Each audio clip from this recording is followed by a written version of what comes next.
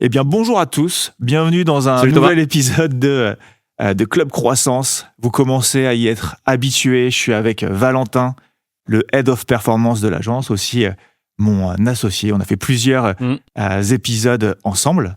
Aujourd'hui, on va parler des soldes. Oui. Les soldes, ils sont dans tout juste un mois. Ils commencent officiellement le mercredi 24 juin, la dernière semaine de juin, le dernier mercredi de juin, comme chaque année. On sait que c'est toujours un moment clé dans une année e-commerce. Si on doit faire une comparaison entre les soldes d'été et les soldes d'hiver, ils interviennent aussi après un peu une sorte de no man's land commercial, alors que les soldes d'hiver interviennent juste après le Black Friday, juste après Noël. On les subit un peu, voire on arrive en janvier, on dit « Ah mince, c'est déjà les soldes, j'ai pas pu les préparer ».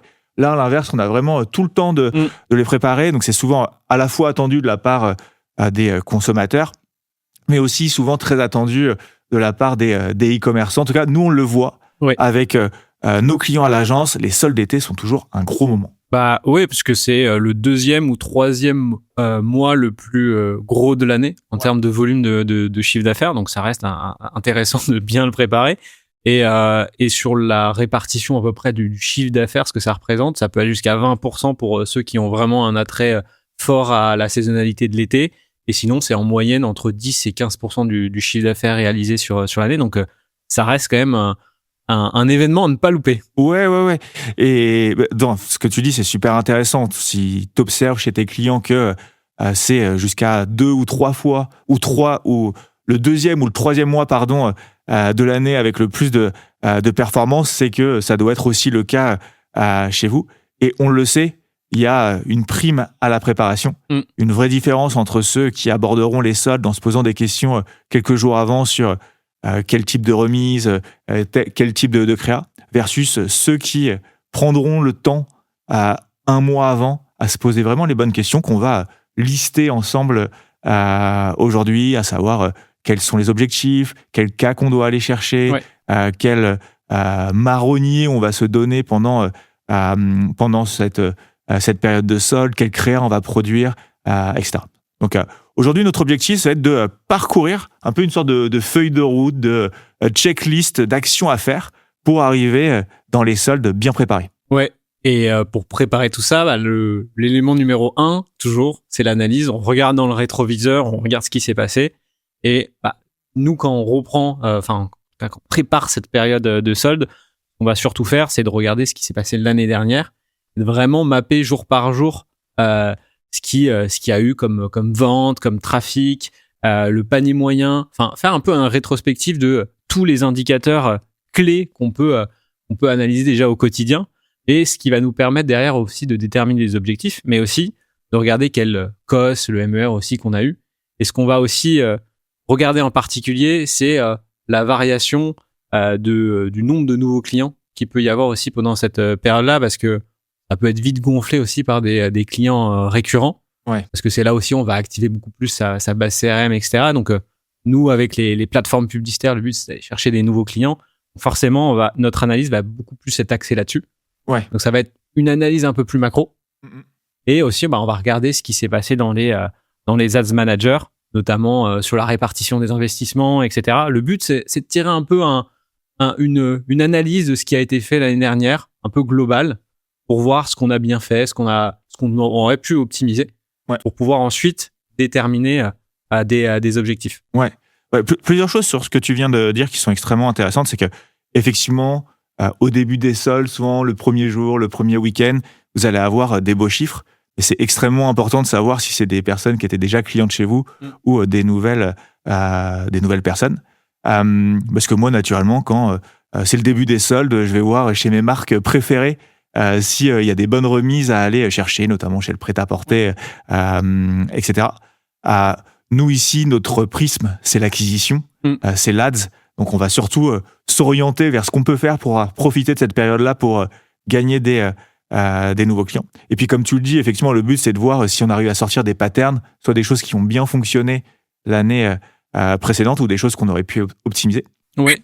Toi, en termes d'analyse, est-ce que tu vas jusqu'à faire des analyses quotidiennes sur « Ok, cette journée-là, je pense qu'on avait trop investi, versus celle-ci, on a un peu sous-investi. Enfin, comment tu vois un peu, c'est quoi un peu les gros indicateurs que tu vas regarder, les formules que tu vas utiliser? Ouais, bah on va effectivement regarder les ratios entre les dépenses et ce qui a été généré comme nouveau client en termes de valeur et de volume. Ouais. Et ça, effectivement, on va le faire jour par jour. Alors après, il faut faire attention parce que c'est pas exactement les mêmes jours et du coup, on peut pas calquer une année sur l'autre. Mais en tout cas, c'est de voir surtout à plus grosse échelle s'il y a des grosses incohérences entre l'investissement qui a été donné et le nombre de nouveaux clients qui a été généré. Ouais. Pour voir si on était déjà dans les objectifs, etc., ou on était complètement en dehors. Et dans l'analyse, il y a effectivement les indicateurs, mais aussi c'est de mettre en face les indicateurs par rapport à ce qu'il y avait aussi en place comme offre, etc. Ouais. Parce que souvent, on va aussi tester des choses. Donc, le but dans l'analyse aussi, c'est de voir ce qui a bien fonctionné. Parce il peut y avoir les ads, la mise en forme finalement d'une offre. Mais le plus important, c'est de voir est-ce que l'offre aussi qui avait été mise en place, est-ce qu'elle fonctionnait, est-ce qu'il n'y a pas aussi des points d'optimisation là-dessus. Ouais. Donc on prend une sorte de feuille blanche, on fait une grosse analyse sans nécessairement vouloir rentrer dans la sur-analyse non plus. Sur le côté Ads Manager, j'imagine que tu regardes combien tu avais dépensé sur Meta, sur Google, la répartition. Est-ce qu'il y a une répartition potentiellement plus intelligente à mettre en place? Ouais, exactement. Et c'est de voir aussi par rapport à... On a toujours des KPI cibles par levier. On sait que quand un mois, par exemple, on est bien, que ça fonctionne bien, on a certains niveaux de rentabilité sur les plateformes. Le but, c'est de voir comment ça s'est comporté à ce moment-là, quelle campagne on avait, quelle structure aussi de compte on avait utilisé. Donc ça reste aussi important parce que la répartition entre Google et Meta va aussi beaucoup dépendre de l'offre qui est en place. Par exemple, si on a des offres qui sont visibles sur le site, forcément Google va être beaucoup plus efficace sur la partie shopping que si on a des offres avec des codes promo ou des choses un peu plus complexes. Ouais. Et en préparant cet épisode, tu m'as parlé de quelque chose qui était extrêmement intéressant, les cohortes. Ouais. Est-ce que tu peux nous expliquer ce que c'est, où trouver ce type d'analyse, comment l'analyser? Ouais. Pour faire simple, une cohorte, l'objectif, c'est de voir comment évolue la valeur d'un client dans le temps. Donc, ça correspond finalement à la LTV. Et dans ces cohortes, on va les analyser notamment sur Shopify. Ouais. Parce qu'une grosse majorité de nos clients sur Shopify et les outils qui sont proposés par la plateforme sont très clairs et très faciles à utiliser. Et on va regarder le montant dépensé par client dans le temps.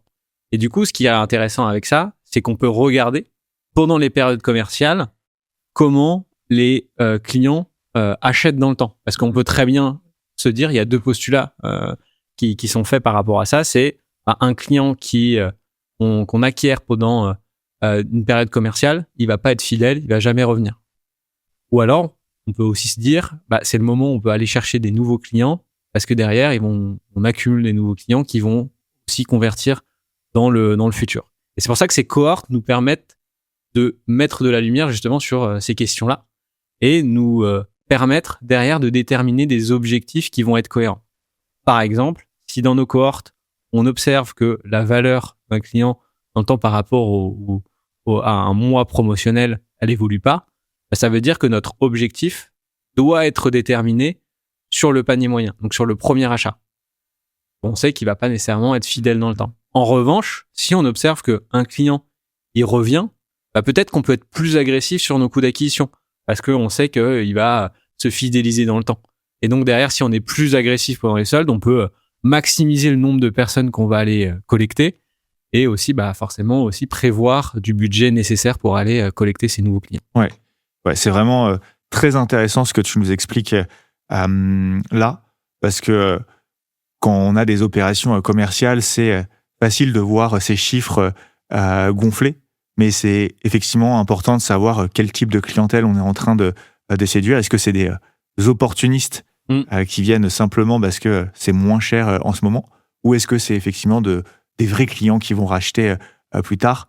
Et ça ne veut pas nécessairement dire que l'un est mieux que l'autre. Oui. Il y a une partie ici qui va être indépendante de vous, mais en tout cas, ce qui est important, c'est d'en avoir conscience. Oui, Et puis encore une fois, c'est toujours de remettre ces chiffres dans le contexte parce que ça va dépendre aussi des offres qu'on a mis en place, la manière dont on a eu notre stratégie d'acquisition derrière. Et d'ailleurs, on peut mettre un exemple, je pense sur la vidéo YouTube, peut-être pour que ce soit un peu plus clair pour vous, parce que quand on ouvre les cohortes, c'est vrai que sur Shopify, la première fois, ça peut paraître un peu, on s'en prend plein la tête, on a envie de vite refermer la page. Pour ceux qui écoutent en podcast, on a un exemple sur un écran devant nous. On le mettra sur la vidéo YouTube et peut-être effectivement, tu peux expliquer comment lire ce genre de tableau. Ouais. Par exemple, là, je me suis pris donc sur les chiffres de 2025. Et donc, si on prend par exemple le mois de juin, on remarque le mois 0, ça correspond au panier moyen, c'est-à-dire le client, il a eu par exemple là ici pour 91 €. On voit que le mois suivant, on est toujours à peu près sur les mêmes niveaux. Il a très peu évolué. Ça veut dire qu'en moyenne, forcément, il y a très peu de récurrence sur le deuxième mois. Par contre, on regarde que plus on avance dans le temps, par exemple, si on se met sur le mois 10, on passe de 91 € à 119 €. Et donc, ça veut dire que il y a eu quasiment plus 28 € de chiffre d'affaires sur ce client-là. Donc, la valeur, elle continue d'évoluer dans le temps. Donc, ça veut dire que ce qu'il faut retenir de ça, c'est que on a des clients qui achètent pendant une période commerciale, mais qui vont continuer d'acheter, en tout cas pour une partie, dans le temps. Ouais, trop bien, top. Donc là, on regarde le mois de juin-juillet de l'année dernière, la période où on faisait ces soldes, on tire ce genre d'analyse. Et peut-être que, en tout cas, ça me donne envie comme ça de refaire une autre vidéo avec toi où on rentre davantage dans cette analyse-là parce qu'il y a beaucoup de choses qui sont importantes et beaucoup de choses qu'on peut dire en plus de ça, mais très bien. Et effectivement, je pense que c'est un conseil que vous avez certainement peu entendu, d'aller analyser vos cohortes et ce que font vos clients après avoir acheté une première fois chez vous pendant les soldes. Ouais. Et par contre, ça nécessite quand même d'avoir un certain historique sur le site, parce que moins on a d'historique, moins on va avoir de représentativité statistique et de véracité sur les chiffres qu'on va observer. Donc forcément, plus on a d'historique, c'est bien d'aller regarder sur les mois précédents. Si on a un historique sur 2024, 2025, c'est quand même bien. Ouais. Parce que si on regarde 2025, on n'a pas un mois complet. C'est pas sur 12 mois comment les clients évoluent. Ouais. Et en revanche, si on a un peu moins d'historique, on veut essayer d'avoir des premiers insights là-dessus, on va tirer des premières hypothèses. Ça peut être de regarder sur les plus anciennes opérations commerciales et de voir comment ont évolué la valeur des clients dans le temps. Trop bien. Top. Donc, tout ça a pour objectif de se mettre dans des dispositions où on va investir du budget ads pour profiter des soldes, pour gagner des nouveaux clients. Une fois que tu as fait cette première analyse, j'imagine que vient la phase des objectifs. Exactement. Est-ce que tu peux nous dire comment, de quoi tu pars pour pouvoir construire tes objectifs? Quels sont les types d'objectifs que tu te fixes avec tes clients et les clients du pôle performance? Effectivement, déjà, on va avoir des objectifs forcément de croissance, de chiffre d'affaires. Quel chiffre d'affaires on vise cette année? Et le but, évidemment, ça va être, comme on l'a dit, de distinguer ce qui va être fait sur des clients récurrents et ce qui est fait sur des nouveaux clients. Voir un petit peu la part là-dessus. Ce qu'on recommande, d'ailleurs, sur ces fixations des objectifs, c'est de partir du principe que sur les récurrents, on va avoir la même chose que l'année dernière. Ouais. Donc, comme ça permet d'avoir la vision la plus, disons, pessimiste et réaliste possible, parce que c'est toujours difficile d'avoir une estimation d'évolution sur les clients récurrents. Ouais. Donc, on part de notre objectif on regarde les chiffres de l'année dernière, on prend le nombre de clients, le volume de clients récurrents en volume et en valeur, et on le soustrait de notre objectif pour nous donner ce qu'on doit vraiment aller chercher. Par exemple, si on doit faire 1 million et qu'on a fait 200 000 l'année dernière sur des clients récurrents, on sait qu'on doit aller chercher 800 000 € de chiffre d'affaires.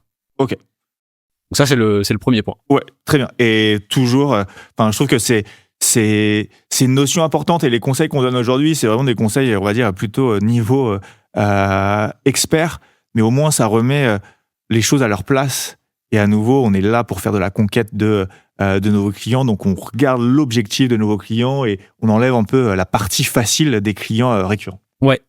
Et une fois qu'on a un peu cet objectif de chiffre d'affaires, alors ça veut pas dire qu'il est fixe et si on peut pas aller chercher plus, on n'ira pas chercher plus. Mais en tout cas, ça nous permet d'avoir une target réaliste aussi par rapport à l'année dernière. Donc, une fois qu'on a cette target-là, l'objectif, c'est de pouvoir déterminer quel budget on va devoir mettre aussi au bout de nos campagnes pour pouvoir l'atteindre. Ouais. Et donc, ça va être de déterminer le coût d'acquisition et le panier moyen.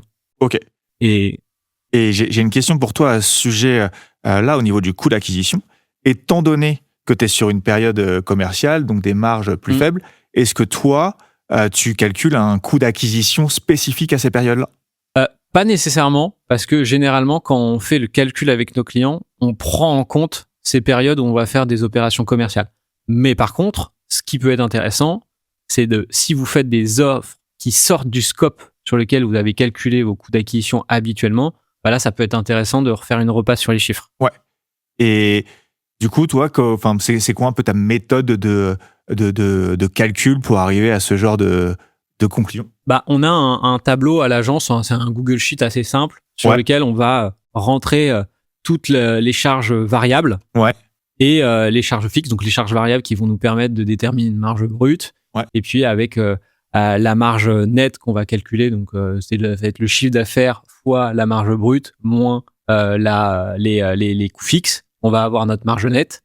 Et avec cette marge nette, ça va nous permettre de savoir en fonction de ce qu'on prévoit de faire en termes de volume de commandes, ce qu'on peut se permettre comme coût d'acquisition. Et donc forcément, les promotions, on va falloir en prendre compte aussi dans le panier moyen. Généralement, on les applique directement dessus, comme ça on voit si c'est viable derrière d'un point de vue coût d'acquisition et ce qu'on doit aller chercher. Ok, top. Et donc avec tes clients, tu fixes plutôt des objectifs de croissance, de chiffre d'affaires. Est-ce que tout ça est piloté au jour le jour avec plutôt un objectif de CAC, plutôt un objectif de COS ou peu importe ? Nous, ce qu'on aime bien, c'est avoir un objectif de COS parce que on peut anticiper le panier moyen, mais ça se trouve, on peut avoir des bonnes surprises comme des mauvaises surprises. Si on regarde uniquement le coût d'acquisition, mais qu'on a calculé notre coût d'acquisition avec un panier moyen, j'ai n'importe quoi, à 50 €, si on se retrouve avec un coût d'acquisition qui est respecté à 50 €, mais que notre coût d'acquisition il est en dessous, en fait, on va pas atteindre nos objectifs.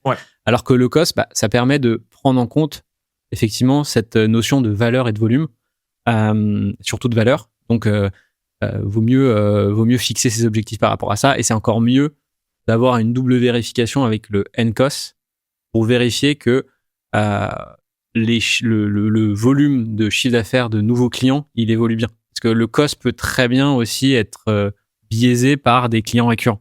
Ouais, trop bien.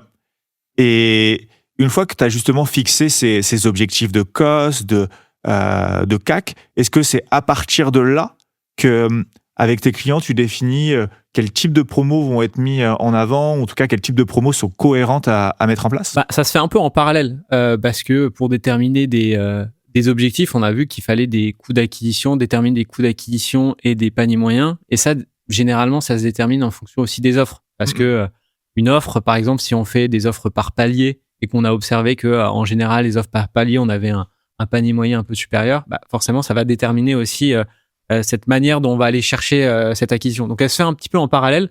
Ce qui est bien, c'est de voir un peu ce qu'on doit aller chercher comme chiffre d'affaires. Et après, en parallèle, on peut essayer de réfléchir les offres et du coup d'appliquer les coûts d'acquisition, les paniers moyens pour voir un peu comment se comporte ça et ce qu'on a besoin comme budget. Ouais.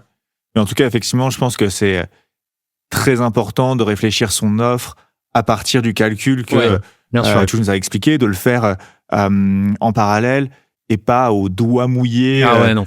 Sinon, effectivement, on peut faire un super mois, des gros chiffres, mais si on se rend compte qu'à la fin, on a grillé totalement sa marge, on se retrouve peut-être à avoir perdu de l'argent malgré des beaux chiffres dans le Shopify, dans les Ads Manager, etc. Ouais. Et puis, je pense que c'est important de rappeler pendant ces périodes commerciales-là, c'est pas que pendant les soldes d'été, votre offre, c'est extrêmement important de bien la réfléchir. Parce que d'une offre à l'autre, on peut s'attendre à des performances qui vont être totalement différentes, d'autant plus dans un contexte où tout le monde va afficher des opérations commerciales. Donc, c'est à vous de travailler, d'être intelligent pour construire l'offre la plus sexy possible, celle qui sera la meilleure parmi vos concurrents, etc. Oui, c'est vrai qu'il y a cette notion-là, c'est que si on a une offre qui va être moins bonne que les concurrentes, on a beau faire une offre par rapport au reste de l'année, les prospects iront vers vos concurrents. Ouais, c'est un moment où un consommateur, il va faire des comparaisons, il va regarder s'il n'y a pas des meilleures opportunités ailleurs. Donc potentiellement, ça peut vous permettre de gagner des clients, mais ça peut vous permettre aussi d'en perdre si vous n'êtes pas suffisamment compétitif. Je suis un peu partisan de quand on participe au Black Friday, au solde, etc. Il faut y aller à fond. Ça ne veut pas dire de mettre le plus gros discount possible, mais c'est y aller vraiment avec l'offre la plus sexy à présenter à ses clients. Et ça peut être aussi récompenser des gros paniers, mettre en avant certains types de collections, mettre en avant surtout aussi les bons produits. Ouais. Puis aussi être intelligent dans le sens où on a peut-être, quand on est une marque de prêt-à-porter, besoin de déstocker certains produits. Donc se dire, OK, c'est peut-être une manière de réduire des coûts de stockage de l'autre côté. Oui, et puis quand on dit une bonne offre, c'est pas le plus gros discount. C'est vraiment aussi de celle où on aura la valeur perçue la plus haute. Ouais, effectivement, il peut y avoir un cadeau offert, une pièce offerte à un certain montant, etc. Et je pense aussi que une fois qu'on a dit ça, ça reste malgré tout important, et c'est pas facile de construire des bonnes offres. C'est important que l'offre elle soit simple à comprendre, parce que la manière dont on l'explique, potentiellement, on peut penser qu'il faut faire tout un schmilblick. Non, il faut que ce soit compréhensible en 2-3 phrases, pour tout le monde. Ouais. Généralement, effectivement, il faut que on n'ait pas à expliquer l'offre. Généralement, tout ce qui va être code promo, etc., qu'il faut rentrer pour pouvoir bénéficier de l'offre, honnêtement, ça freine quand même la conversion. Il faut que l'offre, elle soit omniprésente sur le site, c'est-à-dire qu'elle soit présente partout. Si on a une mécanique particulière, pareil, il faut que l'explication soit présente partout, sur les pages produits, sur les pages collections, sur la home page, sur la bannière. Il faut qu'elle soit présente partout, notamment par exemple tout ce qui va être off palier, etc. Comprennent sur les utilisateurs que plus ils vont acheter, plus derrière ils vont faire des économies. Donc il faut que ce soit simple et l'information soit omniprésente sur le tout. Comme tu l'as dit, quand on participe au solde, il faut le jouer à fond. On fait pas de la demi-mesure où on cache un peu le fait qu'on fait des promotions. Non, autant pas le faire. Je pense qu'il faut l'assumer à fond, sinon en fait on tirera pas nécessairement les pleins potentiels de ces périodes-là.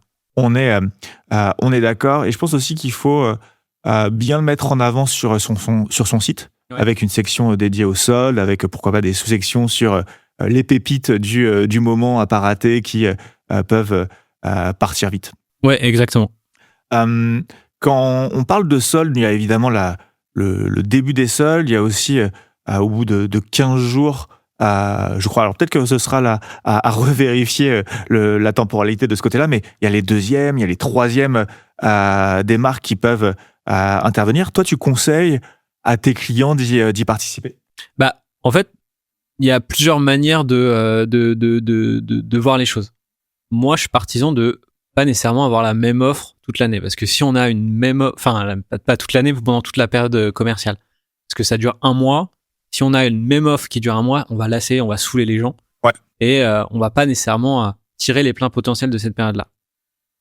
Donc ça nécessite de dynamiser en tout cas cette période-là, donc d'avoir un marronnier dans le marronnier. La notion des marques, effectivement, ça peut permettre de dynamiser. Par contre, je pense qu'il y a quand même des warnings. C'est que par exemple, quand on parle de deuxième démarque, c'est qu'on induit une troisième démarque. Et donc derrière, on peut aussi avoir un message en fait où de l'autre côté l'internaute se dit en fait je vais attendre la troisième démarque parce que première démarque j'avais moins 20, là s'il marque deuxième démarque moins 30, je vais attendre la troisième, peut-être je vais avoir moins 40, moins 50%. Donc c'est pour ça qu'il y a aussi cette notion là à faire attention. Ça veut pas dire qu'il faut pas en faire, mais faut être malin aussi là-dessus.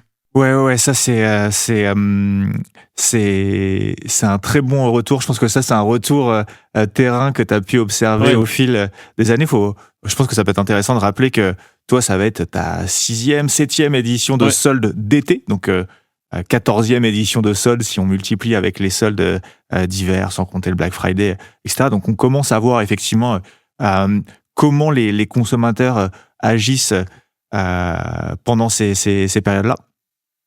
Je pense qu'effectivement, la notion de deuxième démarque implique la notion de troisième démarque, donc ça peut amener suggérer à un client d'être patient.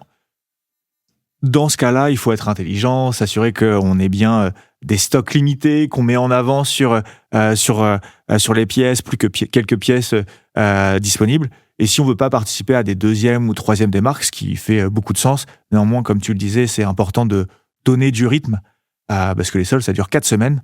Et donc, c'est bien d'avenir, par exemple, pendant des week-ends, parce qu'on sait que les week-ends ou la dernière semaine sont des moments souvent un peu plus dynamiques pendant les soldes, venir avec des petites opérations commerciales spécifiques à ce moment-là. Oui, pour moi, les soldes, une opération commerciale, c'est 3 mots. C'est simplicité, offre alléchante et urgence. Ouais.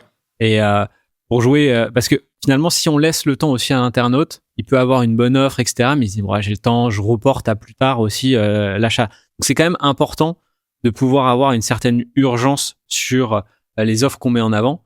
Quand on parle, par exemple, d'urgence, on peut avoir plein de mécaniques. Ça peut être la rotation de promos sur des collections, ça peut être sur des bundles en particulier. Et donc, si vous le rendez disponible qu'une semaine, vous inquiétez pas que ceux qui sont intéressés vont quand même prendre rapidement leur décision. Et on rajoute avec ça, par exemple, une petite bannière de timer. D'ailleurs, on pourra vous donner quelques exemples d'outils. Je sais qu'on en a un, nous, qu'on utilise avec nos clients, en plus qui est gratuit, etc. Et qu'à chaque opération commerciale, on le met parce que même sur des livraisons, par exemple, avant la fête des pères, la fête des mères, etc., pour les livraisons, les deadlines pour être livrés avant cette période-là, ça reste quand même intéressant parce qu'on met toutes les chances de notre côté, ça coûte rien et ça joue ce côté urgence où on a du FOMO, où si on doit acheter, ça doit être maintenant et comme ça au moins ça permet de cadencer. Après des variations de promotion comme ça, il peut y en avoir plein. Il y a l'offre par palier d'achat, on en a parlé tout à l'heure avec des prix dégressifs. Il y a de la création de bundles spécifiques. Ça permet aussi de simplifier des fois les choix des internautes quand on a beaucoup de produits et si on a une offre globale sur le site, on cherche, etc., on hésite. Alors que si on oriente l'internaute vers des offres en particulier, ça peut simplifier le choix. On peut avoir par exemple l'implémentation aussi de gamification avec les roues. Il y a l'outil Widio qu'on utilise beaucoup avec nos clients. Ça, c'est pareil, ça marche super bien.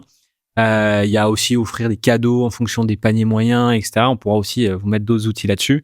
Ou encore, par exemple, faire une liste VIP avec un autre outil. Encore, on va faire toute une liste sur les Magic Links pour pouvoir avoir des offres spécifiques sur des gens qui se sont inscrits à une newsletter ou à la pop-up. Il y a vraiment beaucoup de choses à faire. C'est pas les idées qui manquent, mais le but, c'est de bien organiser tout ça et pas tomber dans la facilité de un code promo, hop, et je fais un code promo pour la première, la deuxième, troisième démarque et basta. Ça, effectivement, c'est simple, mais c'est pas nécessairement le plus efficace. Ouais. Et à nouveau, ici, notre propos, c'est pas de vous dire de mettre le plus gros discount. Notre propos, c'est de dire, voilà, si vous voulez participer au solde, vous avez raison. Parce que c'est un gros moment commercial. Pour vous, c'est l'opportunité d'aller chercher le deuxième, voire le troisième meilleur mois de l'année. De battre un record aussi par rapport aux précédentes années. Et notre propos, c'est surtout de vous donner tout un tas de conseils pour que vous puissiez y arriver. Tu es en train de lister tout un tas d'outils, c'est super intéressant. On fera une fiche Notion qu'on vous proposera de récupérer à l'issue de cet épisode. On la mettra en description de la vidéo sur YouTube et du podcast sur Spotify et les autres plateformes comme Apple Podcast, etc. Et dans laquelle on listera tous les outils que tu utilises avec tes clients. Mais ouais, c'est effectivement important de construire aussi son site par rapport à la période. Ouais. Et aujourd'hui, notamment pour ceux qui sont sur Shopify, il n'y a plus d'excuses, il n'y a plus de goulot d'étranglement technique. Il existe beaucoup d'outils qui permettent de faire des choses très bien, très simplement. Ouais, non, mais complètement. Et c'est vrai que tu l'as dit, il y a ce qui se passe sur les ads, ce qui se passe sur le site, et le but, c'est d'avoir une cohérence au global, et donc de mettre en forme aussi le site pour ces périodes-là. Et souvent, en fait, il y a un peu un amalgame quand on parle d'offres. On pense tout de suite à soit un produit en particulier, donc ou à un code promo. Mais en fait, c'est plutôt la mise en avant des produits qui est important, et comment on va les packager, comment on va les marketer, etc. Ouais. Et de événementialiser tout ça, de rendre ça exclusif, de vraiment dire voilà, c'est maintenant ou jamais. C'est pas une offre qu'on refera au mois d'août quand on en aura besoin. Exactement. Parce que c'est un peu creux de ce côté-là. Et à nouveau, c'est pas nécessairement là où on parle d'y réfléchir intelligemment, c'est par exemple, ça peut être offrir un cadeau. La valeur perçue pour le client, elle va être de la valeur du cadeau affiché sur le site. Pour vous, ce sera le coût. Et peut-être que ce sera plus intéressant que de mettre moins 20% en plus. Il y a tout un tas de mécaniques intéressantes ici qui dépendent évidemment de vos produits, de votre marge, de votre situation. Très bien, donc on a commencé par faire l'analyse de l'année passée. On a ensuite parlé objectifs plus offre cohérente avec ces objectifs. On a aussi introduit la notion de bien orchestrer ça avec des temps forts et le fait de bien dessiner son offre, la rendre simple, la rendre attractive. Qu'est-ce que tu disais tout à l'heure? Simplicité, urgence et offre alléchante. Et offre alléchante. Donc, comment faire construire une offre comme celle-ci? Maintenant, il faut qu'on passe à notre cœur de métier. C'est le paid. Exactement.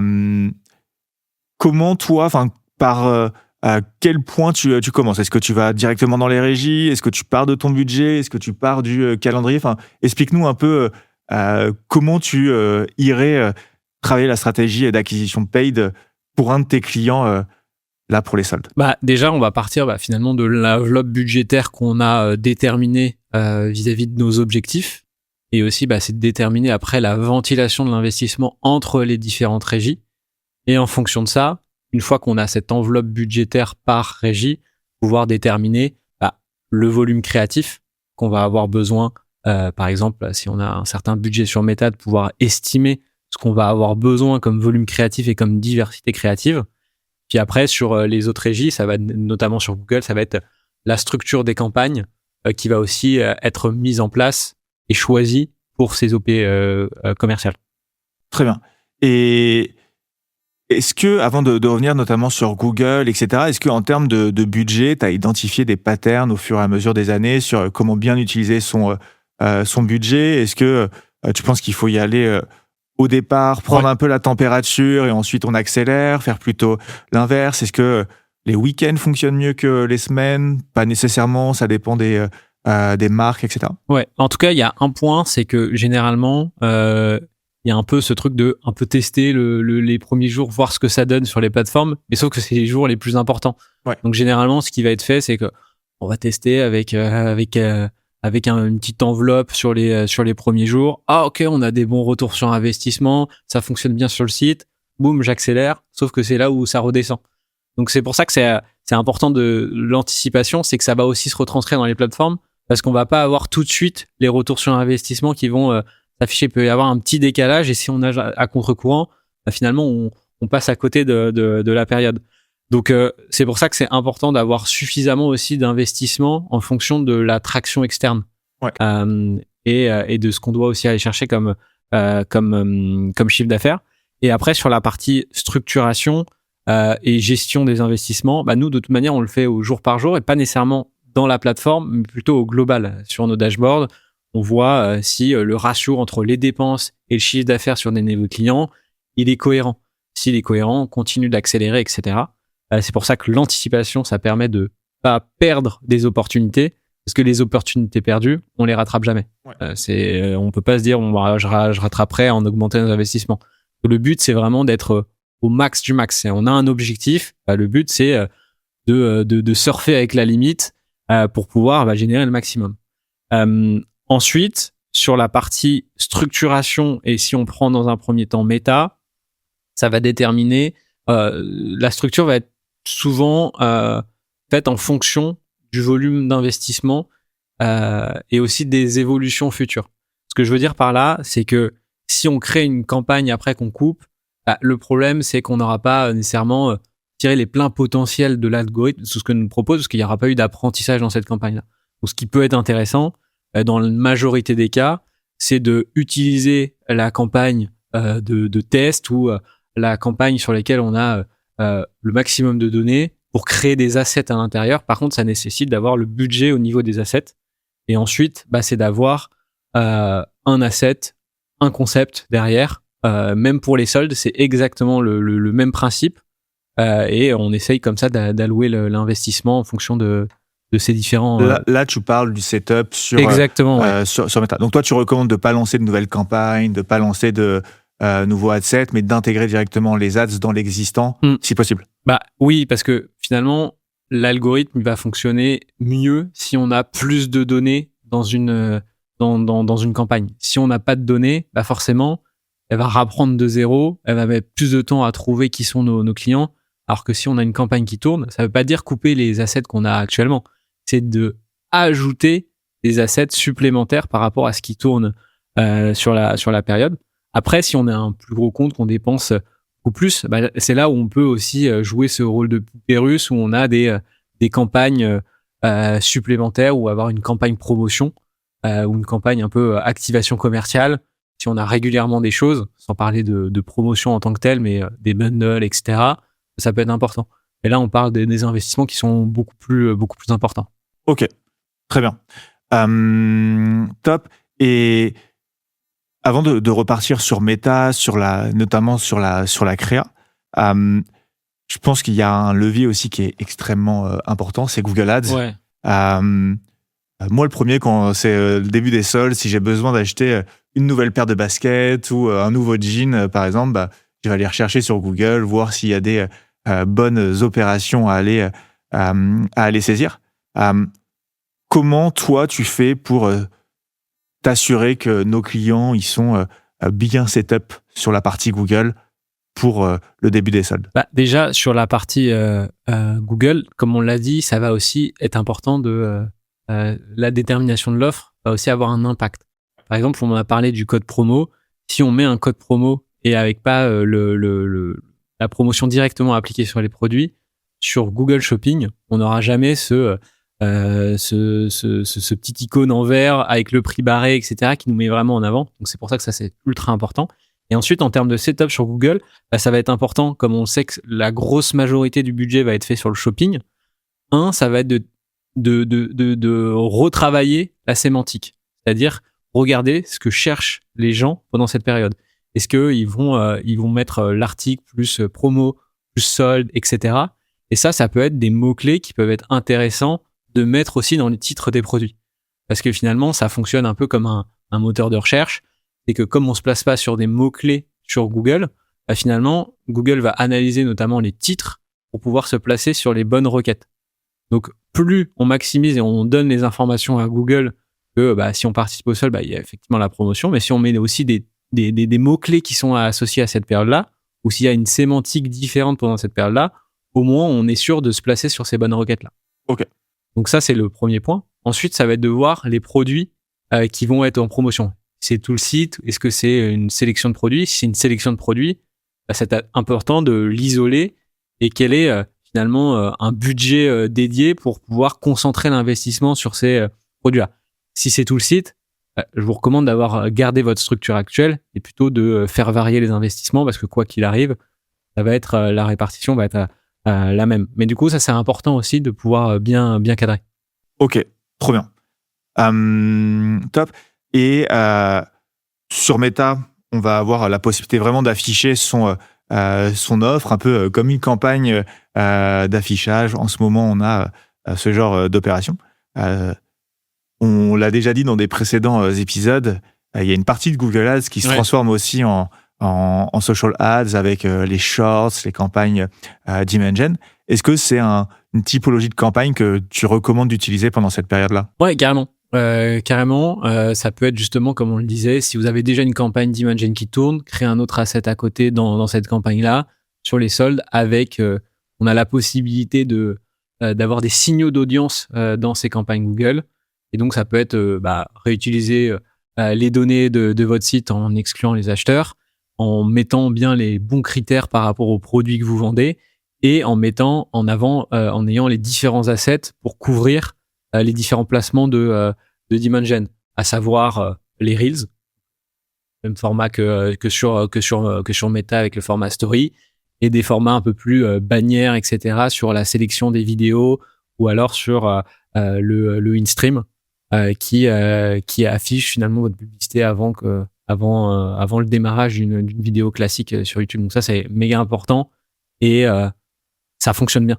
Ouais. Donc c'est vraiment complémentaire à Meta, c'est pas l'un ou l'autre. Vraiment, ça pour le coup, ça mérite d'avoir son propre budget. Trop bien, top. Ouais, et puis je pense que la grosse force de Google ici, c'est qu'on va être aussi bien présent face aux intentionnistes, Oui. avec Google Shopping, en faisant bien le travail, comme tu l'expliquais tout de suite, et aussi de s'adresser aux personnes qui le sont pas, mais qui pourraient être intéressés par une bonne affaire en leur montrant effectivement quand ils vont aller naviguer sur Internet ou sur YouTube, qu'en ce moment il y a des opérations commerciales. Ouais, t'es omniprésent. T'ouvres Instagram, tu vois les promos, enfin ta marque et tes promos, tu recherches sur Google, etc. Tu réfléchis un peu, tu vas te détendre en regardant une vidéo YouTube, boum, et là t'apparais encore une fois. Tu dis bon, je vais regarder des reels, pareil, t'apparais. Donc en fait, c'est aussi cette omniprésence qui fait que c'est un environnement qui est extrêmement concurrentiel, les périodes promotionnelles. Donc évidemment, c'est aussi important d'être agressif en répétition, etc. sur les messages, parce que finalement, sinon un internaute va vite passer à autre chose. Ouais, effectivement. Et puis le message peut vite, en tout cas, le focus peut vite fait aller chez un concurrent ou chez une autre marque dans cette période où on a beaucoup de marques qui jouent ce jeu-là. Très bien, tu parlais d'assets pour pouvoir aller sur Dimension. En parlant d'assets, tu parles de créa, ce qui nous fait une bonne transition pour parler de la stratégie créa, maintenant qu'on a parlé de Meta, de Google Ads. Dans 90% des cas, quand on est en Black Friday ou dans les soldes, on voit tous cette créa un peu classique avec la promo écrit en plein milieu. C'est ce que tout le monde va faire. Je pense qu'on peut dire que c'est aussi ce qu'on vous recommande de faire parmi les créas, parce que ça a le mérite de fonctionner. C'est des créas bottom of funnel, très droit au but. Il en faut, je pense, dans ces campagnes. Mais il faut aussi savoir jouer le jeu en tout cas, savoir se différencier dans la masse. Ouais, clairement. C'est vrai que sur Dimension, il y a des choses qu'on peut aussi réexploiter des autres plateformes, notamment sur Meta. Parce que les Reels, disons que c'est la même chose que les Shorts. Ouais. Donc, finalement, ça va être les mêmes typologies de contenu qu'on va y retrouver. Donc, des contenus assez organiques, UGC, FGC, etc. Finalement, ce qu'on retrouve un peu quand on scrolle sur ces différentes plateformes. Ensuite, on a tout ce qui va être in-stream, ça va être plutôt majoritairement quand même des formats vidéo. Et donc là, on peut avoir des choses un peu plus brandées, etc. Mais avec les messages promotionnels, présentation des produits, etc. Ce qui est intéressant dans ces vidéos-là, c'est de se dire que il y a le skip. Et tant qu'on est avant le skip, donc c'est 5 secondes, je crois. C'est là où on doit capter l'internaute, parce qu'on paye pas pendant cette période-là. On paye à partir du moment où on a passé le skip. Donc c'est là aussi où on doit construire son message. Donc c'est là où c'est un petit peu différent sur ces formats-là, où il faut les adapter. C'est que on doit adapter le scroll stopper sur ces vidéos-là en fonction justement de skip. Et ensuite on a un peu les contenus qu'on va retrouver quand on scroll et qu'on cherche une vidéo. Là ça peut être des statiques classiques comme t'en parlais, où le but c'est de tester pas mal de choses. Donc on a quand même des contenus qui sont propres à Google, mais aussi des choses qu'on peut réexploiter en adaptant les différents formats. Ouais. Et oui, effectivement, je pense que sur les placements dont tu cites, c'est essentiel d'avoir des contenus qui vont être adaptés. Sinon, il y a quand même beaucoup de ponts à faire entre la stratégie créa qu'on va faire normalement sur Meta, qu'on va pouvoir réadapter pour du Google. On met bien l'offre, qu'elle soit simple, claire, lisible. Enfin, on peut reprendre les 3 adjectifs que tu utilisais tout à l'heure.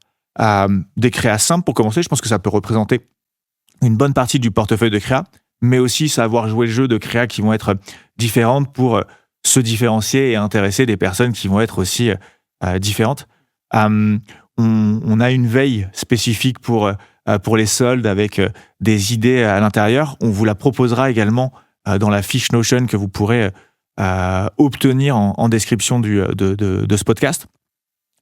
Moi, j'en ai plusieurs en tête. Je me souviens par exemple d'une vidéo de la marque Audage où on a une vendeuse en boutique qui vient présenter toutes les pièces soldées, les meilleures pièces, les bonnes occasions. Et c'est vraiment une vidéo très naturelle. On est en boutique, donc ça change d'une statique toute simple avec un pack shot ou une photo un peu lifestyle basique. Et puis, on a quelqu'un qui s'adresse face à la caméra pour pouvoir présenter une offre. Et ça, c'est quelque chose qui est encore assez rare quand même quand c'est les soldes. Oui, il y a des formats comme ça simples à mettre en place, et je pense que ça, dans la stratégie de contenu, ça reste intéressant. Si on a des vidéos boutiques à faire, aussi pouvoir essayer de multiplier. Ça peut être aussi des formats b-roll, etc., avec une voix off où on montre les produits. Ça peut être utiliser les trends. Finalement, quand on prend aussi des passages comme ça, on tourne des contenus bruts, pas le penser en une seule vidéo, mais le penser à comment on pourrait aussi les réexploiter sous différents formats. Parce que finalement, avec un rush, on peut se retrouver avec 4-5 concepts vidéo. Ouais. Y a pas mal d'idées aussi en motion design où on peut faire apparaître l'offre d'une certaine manière. Et puis, si vous êtes une jeune marque, le fondateur est très impliqué dans la création de contenu, tout ce qui va être founder-generated content ou en tout cas des contenus générés par des personnes en interne, c'est extrêmement intéressant. Vous trouverez dans la veille un exemple notamment de la marque Petron, de la marque aussi Boku, où on a les équipes en interne qui expliquent déjà pourquoi ils participent au solde, quel type de promotion on peut avoir, jusqu'à dans quelle limite ils vont en termes de remise. Et c'est vraiment bien fait. Et, en tout cas, moi, ce que j'aime beaucoup avec ces vidéos-là, c'est que ça change et ça permet de montrer vraiment une offre autrement que juste une grosse remise en plein milieu de la publicité. Ouais, puis au moins, ça t'assure d'être vraiment partout sur les placements et de maximiser aussi les gens que tu vas toucher. Ouais. Puis on a déjà fait des vidéos, on en parle régulièrement dans nos podcasts et nos vidéos. C'est important d'avoir une bonne diversité créative parce que vous voulez toucher des personnes qui vont avoir des intentions différentes, mais aussi des habitudes de consommer les réseaux sociaux différentes, et des personnes qui vont être plutôt sensibles à des contenus très simples, d'autres plutôt à des contenus vidéo. En fait, en diversifiant votre portefeuille de créa aussi pour les soldes, c'est ce qui va vous permettre d'étendre la diffusion auprès de ces personnes-là. Ouais, complètement. Top, je pense qu'on a vu pas mal de choses pour pouvoir aborder les soldes dans le bon sens. Si on fait un petit récap, on a la partie analyse qui permet de se fixer des objectifs. Ces objectifs nous permettent aussi de créer la bonne offre, la bonne temporalité, d'aller sur son site avec quelque chose de totalement conçu pour la période, de bien aller avec les bonnes logiques dans les ads managers et d'utiliser les bonnes campagnes. D'y aller avec les bonnes créas. Peut-être qu'on peut dire aussi deux, trois petits mots avant de terminer sur une typologie de campagne qu'on a l'habitude de faire avec nos clients la semaine d'avant les soldes, qui est généralement une semaine assez molle, dans le sens où les consommateurs attendent forcément les soldes pour pouvoir faire un achat. Nous, on a l'habitude de lancer des campagnes parfois avec nos clients de lead gen. Est-ce que tu peux nous en dire un peu un mot sur le concept ? Ouais, exactement. Déjà, c'est des campagnes qu'on active, comme tu l'as dit, une semaine avant ou au maximum 2 semaines avant. Généralement, on évite avant parce que de toute manière, on perd finalement les gens qu'on a connectés, ils sont plus nécessairement très chauds. Et ça permet effectivement d'aller les travailler sur la base CRM. Mais quand on collecte des leads, ça peut être par exemple une avant-première ou, comme je disais tout à l'heure, des offres particulières, notamment avec des magic links où en fait quand la personne clique sur le site avec le lien qu'on leur a fourni, ils vont avoir des offres qui vont être visibles que par eux. Donc ça reste quand même assez intéressant. Et comme tu l'as dit, c'est une période calme, donc ça permet de réchauffer un peu les bassins d'audience et aussi d'aller travailler différemment l'acquisition, puisque ça va être aussi des périodes sur lesquelles les coûts de diffusion vont être aussi un petit peu moins chers. Donc derrière, c'est aussi de maximiser le nombre de personnes qu'on va aller toucher, parce que c'est vrai que dès qu'on commence sur les soldes, sur des campagnes de conversion, on a tout de suite des coûts publicitaires qui augmentent, parce que forcément, il y a beaucoup plus d'acteurs qui se mettent à faire de la publicité. Ouais. Et on a quand même eu des résultats assez intéressants avec beaucoup de clients sur ce type de campagne-là. Donc, on propose par exemple un accès 24 heures en avant-première pour les soldes ou des remises supplémentaires. Et en fait, notre calcul, il est assez simple, c'est qu'on regarde parmi la base d'emails qu'on a obtenue, celles qui, au moment où les soldes ont commencé, ont passé des achats, et on compare l'investissement média de cette campagne Ninjed avec ce volume de chiffre d'affaires par rapport à ces acheteurs, et ça nous permet de calculer aussi un retour sur investissement qu'on voit pas directement sur la plateforme, mais qu'on est aussi en mesure de calculer. Oui, exactement.